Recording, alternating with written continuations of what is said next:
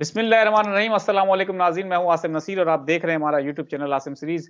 नाज़रीन, मेरे साथ मौजूद है मशहूर और मारूफ एस्ट्रोलॉजर, बिजनेस कंसल्टेंट और इस्लामिक स्कॉलर मोहम्मद उसामा अली, जिनका नंबर हमारी स्क्रीन पर मौजूद है। अगर आपको रब्ता करना है तो नीचे दिए गए नंबर पर रब्ता कर सकते हैं।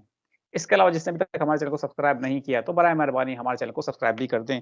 अस्सलाम वालेकुम उसामा साहब, क्या हाल है, कैसे हैं आप? जी वालेकुम अस्सलाम। मैं खैरियत से हूँ, आप सुनाएं क्या हाल है? अल्लाह ताला का बड़ा करम है उसामा साहब। अच्छा उसामा साहब, शाहिद आफरीदी जो हैं पाकिस्तान क्रिकेट टीम के साबिक कप्तान भी रह चुके हैं, कौमी हीरो भी हैं। उन्होंने शहबाज शरीफ जो हैं वज़ीर-ए-आज़म जो बने हैं, उनको वज़ीर-ए-आज़म बनने पे मुबारकबाद दी है और इस बात पे उनको तनकीद का निशाना बनाया जा रहा है क्योंकि वो उनके हक में काफ़ी बात कर रहे हैं और इमरान खान के ऊपर वो पहले भी तनकीद कर चुके हैं। शाहिद आफरीदी जो हैं उन्होंने उनको ये अकल नहीं आई कि एक जाली मैंडेट के ज़रिए जो हुकूमत आई है उसको वो मुबारकबाद दे रहे हैं, जबकि बच्चा-बच्चा जानता है इस मुल्क का कि ये हुकूमत फॉर्म 47 की है। हमेशा से अगर उनकी हिस्ट्री देखी जाए शाहिद आफरीदी की, तो वो क्रिकेट का हमेशा गलत शॉट खेलते हुए आउट हुए हैं। इस वक़्त भी उन्होंने एक गलत शॉट खेला है। इससे पहले अगर देखा जाए, तो पाकिस्तान के जितने लोग हैं उनको हीरो बनाया है, लेकिन अगर आप हिस्ट्री देखें, तो खान साहब के मुकाबले में जो भी हीरो आया या जो भी था, वो ज़ीरो हो गया। शाहिद आफरीदी तो चूँ-चूँ का मुरब्बा है उनके सामने।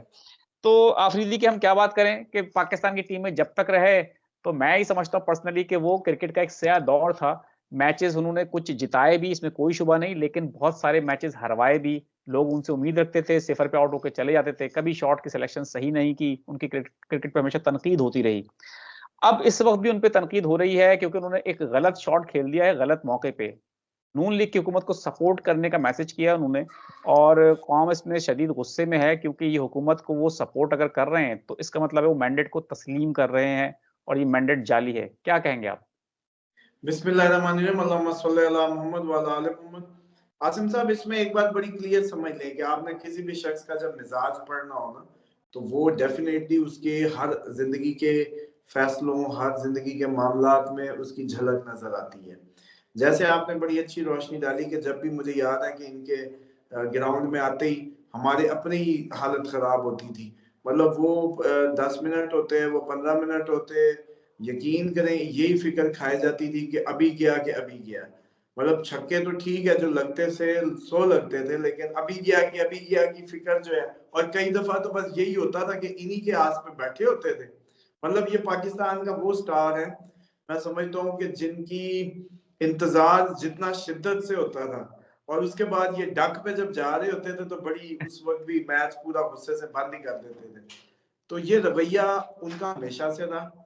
कौम ने उनको बहुत इज्जत से नवाजा, नाम मिला लोगों के, नो डाउट वो बहुत अच्छा दिलों पे राज करते रहे। और बल्कि एक मैच जीतते थे और 9 में अंडे से आउट करवाते थे, लेकिन फिर भी वो बड़े अरसे रहे। सेम एज इट इज वही रवैया उन्होंने अब भी कैरी किया हुआ है कि ये वही उनकी नॉकआउट सीरीज है जो बार बार गलत अंडे पे आउट होने वाली हरकतें, कि आपको क्या जरूरत है कि आप एक मुल्की स्टार हैं, या तो आप इंसाफ की बात कर लें या फिर आप चुप रहें। आखिर ऐसा भी आपको क्या वो। लेकिन मैं समझता हूँ कि ये बदकिस्मती है कि उन्होंने वो साइड चुनी जिस साइड पे जाने का मतलब ये है कि वो साइड तो अल्लाह के बंदे फजलुर रहमान साहब जैसे छोड़ के आ गए जो लीड किया करते थे। आप किस बेस पे मतलब आप अपने कैरियर को दांव पे लगा रहे हैं, लेकिन ये नसीब की बात है। देखिए, राइट और रॉन्ग की जो डिवीजन है ना, इन अ सेंस, अब कोई हमें कहे, कोई आपको कहे कि जी आप खुद अपने पेशे के साथ किसी की साइड लेते हैं, किसी की अगेंस्ट होते हैं, तो आप देखें हमारे नीचे कमेंट कभी पढ़े तो उसमें कंपनी के बंदे भी आ रहा होता है, कभी हम पे बड़ा इस तरह की बातें भी आई हैं। लेकिन हमने हमेशा इंसाफ की बात को फोकियत दी है, जबकि बारहा इस बात को बताया है कि हम पॉलिटिकल सिस्टम को पाकिस्तान की बका का जरिया नहीं समझते, और हम इंटरनेशनल समझ लें, हम तो सिपाही हैं, हम तो इंटरनेशनली पूरी दुनिया को समझते हैं अपना मसला और सिस्टम। तो सेम एज इट इज, अब अगर आफरीदी साहब ने ये बात की है तो अपने पाँव पे एक तो मेरा ख्याल है जैसे कुल्हाड़ा मारा है, और दूसरा उन्होंने अपने मुस्तकबिल के जितने भी जो लाइन थी। कासिम अली शाह साहब किधर हैं? पूरी दुनिया बुलाती थी बड़े, अब यकीन करें वो लोगों को बुला के बैठे होते हैं। इस टाइम वो इंटरव्यूअर हैं, कभी वो बताया करते थे कि क्या करना है, कैसे करना है, लेक्चर्स देते होते थे। इस टाइम वो बुला के बैठे पॉडकास्ट कर रहे हैं कि भाई आप बताएं क्या, कभी कोई हकीम तारिक साहब या कभी कोई और। तो ये हाल हुआ जिसने अपनी इस वक्त तब्दीली के वक्त जब पूरी कौम बदल रही थी, उस वक्त जिसने कौन सी साइड ली, ये उसका मुस्तकबिल डिफाइन करेगी। और ये कोई इसमें इतना सा भी इबाम नहीं है। ये लोग बड़े मायूस अमूमन ढके छुपे लफ्जों में मैं उनसे मुखातिब हूँ जो किसी भी महकमे में बड़े फ्रस्ट्रेटेड हैं। देखें, सरकारी सिस्टम्स हमेशा पूरी दुनिया के ऐसे ही चले हैं, ऐसे ही होते हैं। खसूसन उस वक्त नौकरियां करनी मुश्किल हो जाती हैं जब कौमें तब्दील हो रही हों। ये मसाइल पंजाब के सिखों को भी होंगे, ये मसाइल आपके इंडियन जो ब्यूरोक्रेसी होगी उसको भी ये फेस करने होंगे, ये मसाइल आपके कश्मीर के अंदर भी होंगे। ये पूरा खिता ट्रांसफॉर्म होने जा रहा है, तो डेफिनेटली सारे एम्प्लॉइज भी फेस करना है। अब ये तो एम्प्लॉय को सोचना है कि मैंने रिजाइन देना है कि इस क्राइम का पार्ट बनना है, उसका खुदा और उसका अकीदा क्या करता है। तो ये जो अफरीदी साहब ने किया, मैं समझता हूँ उन्होंने तो अपनी वो जैसे कहते हैं ना, कौम की दी हुई जितनी इज्जत, जितना नाम, जितना सब, उन्होंने उसको बिन किया। उन्होंने कहा I don't need it any more. Actually what is said एक जुमले में, I don't need it any more. बस ये हुआ है बस। उसामा साहब बिल्कुल ठीक है, हम थोड़ी-सी इस पे और बात ये कर लें कि हमें शायद आफरीदी साहब से ना तो कोई मसला है, ना ही हम ये कहते हैं कि वो इमरान खान की तारीफ़ करें या नवाज़ शरीफ की या शहबाज़ शरीफ की तारीफ़ ना करें।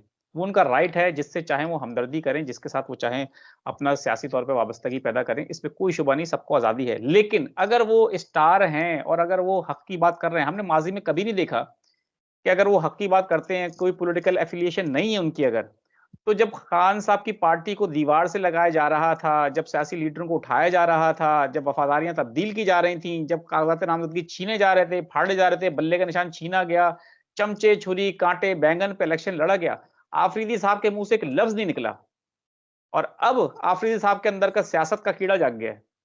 तो इस नहीं, हवाले से अफरीदी हमको साहब असल में साबित किया है कि he is actually a small person, he is not a big profile actually. उसने अपने एंड को मुकर्रर कर लिया। मतलब आप ये देखिए, यूं ही होता है ना। आप मिसाल के तौर पे एक कैपेसिटी लेके पैदा होते हैं, आप ग्रो करते हैं। कुदरत आपको चले इसको आपको आज आपको एस्ट्रोलॉजिकली मैं समझाता हूँ। 9th हाउस का मालिक है जुपिटर, यही लक का घर माना जाता है। लेकिन लक कहाँ कौन रूल कर रहा है? जुपिटर। जुपिटर नॉलेज, नॉलेज उस्ताद गुरु, सीधा सीधा रास्ता। यकीन करें, जिंदगी में जब आप लोग कोई गलत फैसला लेते हैं, गलत बात की साइड लेते हैं, गलत मालूमात लेते या देते हैं, या आप कोई भी जैसे कहते हैं ना कि ईमानदारी का जो मामला है, इसका बोलने से रिलेटेड ईमानदारी, इसमें जब भी फटी मारते हैं, असल में क्या करते हैं? जुपिटर को खराब करते हैं। अपने एक्स्ट्रा मैरिटल अफेयर से लेके, बेईमानी से लेके, अमानतदारी, जबानी हो, मादी हो, कोई भी हो, आप जैसे ही अपना 9th हाउस खराब करते हैं, आपका जुपिटर खराब होता है, यकीन कर लें उस दिन से लक आपकी रूठ जाती है। आप कहते हैं मेरे साथ बनी गया है, और आपको ये नहीं पता चलता आपने झूठ बोला ना, आपको ये नहीं पता। इसीलिए नबी पाक सल्लल्लाहु अलैहि वसल्लम ने फरमाया जो झूठ बोले वो हम में से नहीं। चलो कहानी खत्म, जो झूठ बोले वो हम में से नहीं। सिंपल, इतनी सी बात। अब अफरीदी साहब के साथ में कुरान रखें और पूछें कि हाँ जी आप ये कुरान रख के बताएं कि ये जो सारा कुछ हुआ है, ये जितनी आप माशाल्लाह एप्रिसिएशंस दे रहे हैं, क्या ये किसी हकीकत पे कोई ग्राउंड रियलिटी है? ये पिछली 16 माह की परफॉर्मेंस में भी यही सुपरस्टार थे ना। तो अब आप बताएं। तो असल में जुपिटर खराब करना, गुरु क्यों कहते हैं? गुरु कहते हैं इसको इसलिए गुरु मानते हैं कि ये तमाम प्लैनेट्स में टीचर है, रोल करता है, दिमाग है। यही लक माना जाता है। 9th हाउस इसीलिए लक माना जाता है, और ये उसी को रूल करता है या आखिर को रूल करता है टेक्निकली, 12th हाउस को या 9th हाउस को। तो अब असल में जो भी जिंदगी की स्पोर्ट होती है, रूहानी, रिलीजियस एक्टिविटीज का घर भी यही माना जाता है। तो अब असल में होता ये है कि जब आप जुपिटर खराब कर लेते हैं या वैसी प्लैनेट्स पोजीशन में उसकी कोई रेट्रोग्रेशन चल रही हो, तो ऐसी चवलें मारते हैं आप। इससे अब होगा क्या? अब अगली प्रेडिक्शन की जा सकती है अफरीदी साहब की इस हरकत से। यानी कि इससे हमने ये पकड़ लिया कि जुपिटर, इसका मतलब है ठीक पोजीशन पे नहीं है। बंदे ने चवल मारी ना, पकड़ लिया आपने। कोई भी चवल मारे कभी भी समझ लें जुपिटर खराब है। अब रेमेडी के तौर पे तो हमेशा याद रखें, पीली चीजों का सदका करना होता है। चने की दाल, पीला इवन हल्दी खाने में इस्तेमाल शुरू करें, हल्दी डाल के नहाना शुरू करें। शादियां भी यही कराता है। तो औरत के प्रोफाइल में, बर्थ चार्ट में जुपिटर हस्बैंड होता है, और मर्द के चार्ट में वीनस और मतलब वो होता है, स्पाउस होता है।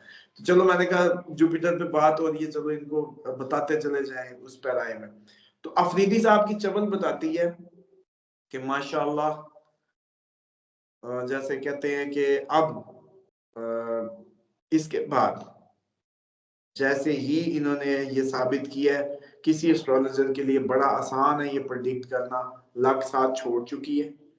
अब कोई जैकपॉट नहीं लगने वाला, कोई अचानक काउंटी साइन नहीं होने वाली, काउंटी क्रिकेट के एग्रीमेंट्स नहीं मिलने वाले, बिल्कुल लोहे पे लकीर। जनाब को कोई शहबाज शरीफ साहब की, जैसे कहते हैं ना, एप्रिसिएशन के नतीजे में ये ओहदा अगर कोई मिला भी सही तो सस्टेन नहीं कर पाएंगे। ये देखिएगा, कोई ओहदा मिलना है लेकिन वो सस्टेन नहीं कर पाएंगे। मतलब मिलेगा 4 दिन की, ये गंद में मुंह मार के और वापस होके खत्म हो जाएगी कहानी। प्लस जो ये हरकतों का सीक्वेंस है, ये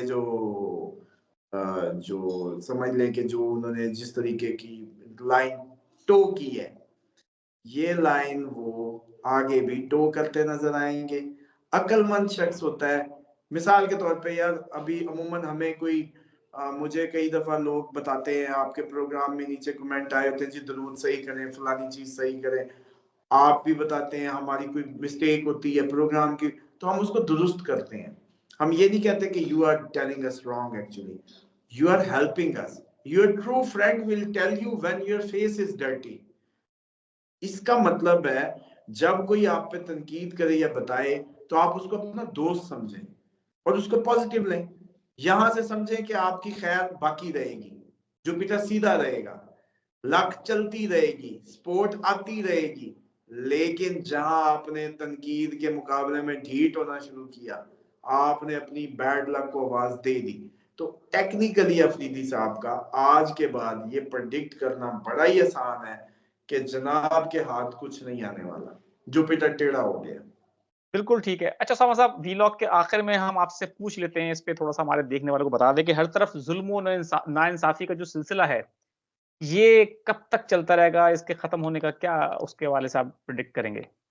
देखिए, इसकी जो बैकग्राउंड है ना, मैं समझता हूँ कि ये जो जुल्म का सिलसिला या इनजस्टिस है ना, इसकी कभी भी जिंदगी में याद रखिएगा, मैंने अपनी तलाफी करनी है ना, जस्ट फॉर माई सेल्फ, तो उसका एक असूल है कि मैंने जिस जिसके साथ बुरा किया है उसको जाके ठीक करूं।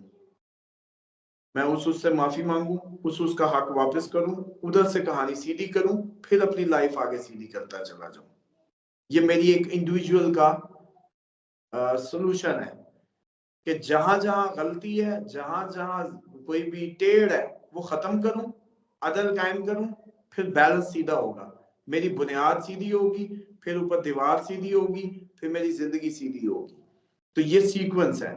अब आ जाए कि ये दुनिया का सीक्वेंस जो खराब हुआ है, और खसूसन आपके आलम इस्लाम का, उसकी मैं एक आपको टेस्टर के तौर पे एक चीज देता हूं, उससे ही आप समझ जाए।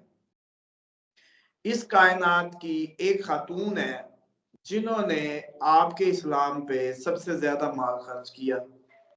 वो कोई बिल्कुल। मर्द नहीं है दुनिया का, वो एक खातून है।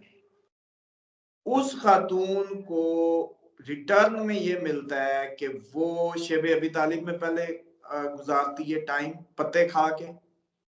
उसके बाद उसके बच्चों को जिस तरीके से तपते सहराओं पे घसीटा जाता है या उनको शहीद कर दिया जाता है, उसके बाद वो खातून जो पूरे, उसके मुकाबले में किसी ने एक कुआं दिया, कौम ने उसको बड़ा आसमान पे उठा लिया। उसके मुकाबले में किसी ने एक अपने घर का माल दिया उसने, और जिसके ऊंट एक साइड से निकलते थे दूसरी साइड पे जाते थे, the richest women of earth, वो खातून के बच्चों को क्या किया इस उम्मत ने, ये जब तक इंसाफ वहां से टेढ़ वापस नहीं होगी, उसके बच्चों को दोबारा से वो डिग्निटी और रिगार्ड नहीं दिया जाएगा।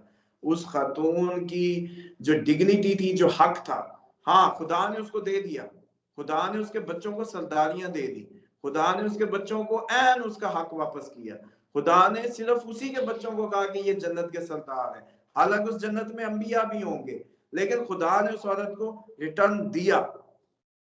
आप इस एफआईआर को ढूंढना निकलें तमाम मुसलमान कि भाई अगर इस उम्मत पे किसी का हक बाकी है, जब तक ये वो नहीं देंगे, ये जलील होते रहेंगे, ये ख्वार होते रहेंगे। इनको बुनियाद जहां से जिसने आबियारी की थी, उस खातून के जैसे कहते हैं रिटर्न के तौर पे उसके बच्चे नस्ल दर नस्ल असैसिन होते रहे।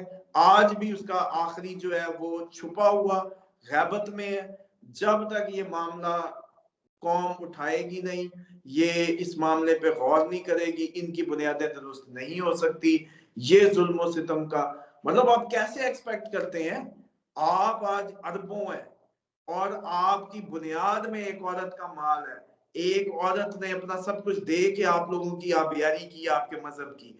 उस मजहब के पैरोकारों ने उसी के बच्चों को लको तक सहराओं में लिटा दिया, और आप सोचते हैं कि खुदा इंसाफ नहीं करेगा, आप लोगों पे करम हो जाएगा। मिसाल के तौर पे आप कभी भी जिंदगी में याद रखिएगा, जबरदस्ती चोरी की भैंस के दूध से कभी फैज नहीं पाएंगे। इसी तरीके से आप किसी भी गसब शुदा या किसी भी इस तरह की ढिठाई से, धौंस से फैज नहीं ले पाएंगे। तो जब तक आप अपने असल मोहसिनों को उनकी डिग्निटी, उनके रिगार्ड वापस नहीं करते, इस दुनिया का बैलेंस कायम नहीं हो सकता। बिल्कुल ठीक है। बहुत-बहुत शुक्रिया उसामा साहब, हमें वक़्त देने के लिए। नाज़रीन, यहाँ हमारे व्लॉग का वक़्त खत्म हुआ। अगर आपको हमारा आज का व्लॉग पसंद आया हो तो उसको ज़रूर लाइक करें, शेयर करें और हमारे चैनल को सब्सक्राइब करें। आखिर हमारा वही पैगाम है, मुस्कुराएँ, प्यार बाँटें और अपने आस-पास के लोगों का ख़्याल रखें। खुदा हाफ़िज़।